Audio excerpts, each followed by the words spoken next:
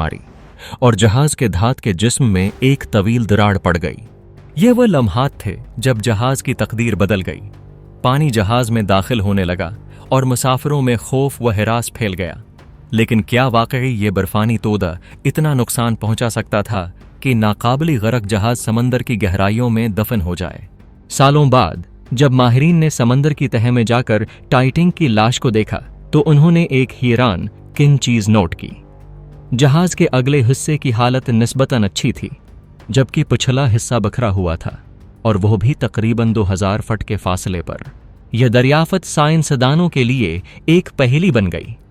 अगर दोनों हिस्से एक ही जहाज के थे और एक ही हादसे में डूबे तो उनकी हालत और फासले में इतना फर्क क्यों था?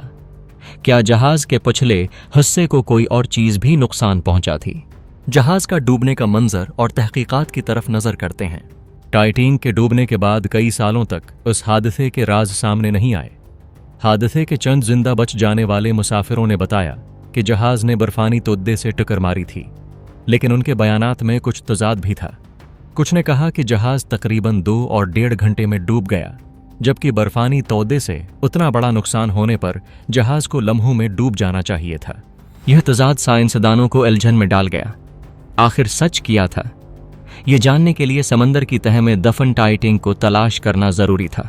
टाइटैनिक की तलाश और दरियाफत की बात करें तो 1930 की दहाई में जदीद समंदरी तहकीकाती आलात के जरिए टाइटैनिक की लाश तलाश की गई। जहाज के बाकियात एक तारिक सर्द समंदर की गहराई में पड़े हुए थे। कई तस्वीर और 3D मॉडल्स बनाए गए ताकि जहाज की हालत का जायजा लिया जा सके। इन तस्वीर और मॉडल्स ने एक बात वाज़ेह की, जहाज के अगले और पिछले हिस्से की हालत में जबरदस्त फर्क था। जहाज का अगला हिस्सा तकरीबन मुकम्मल था, जबकि पिछला हिस्सा टूट फूट का शिकार था और कई हिस्से उससे अलग थे। टेक्नोलॉजी की मदद से हल होती पहेली। जदीद सोनार स्कैनिंग और रिमोट ऑपरेटेड व्हीकल्स ROVs की मदद से जहाज की गहराइयों की तफसीलात सामने आईं। साइंसदानों ने पाया कि जहाज के पिछले हिस्से ने समंदर की तह पर बहुत ज्यादा रफ्तार से टक्कर मारी थी, जिसकी वजह से वो बखर गया और मुख्तलिफ हिस्सों में तकसीम हो गया, जबकि जहाज का अगला हिस्सा पानी में एक हमवार सीधी शक्ल में डूबा, जिसने उसे निस्बतन महफूज रखा। इस फर्क की वजह जहाज के डिजाइन में छिपी हुई थी। आगे का हिस्सा पानी को काटने के लिए बनाया गया था, जबकि पिछला हिस्सा ज्यादा नाजुक था। यह दरियाफत साइंसदानों के लिए एक बहुत बड़ा सरप्राइज था।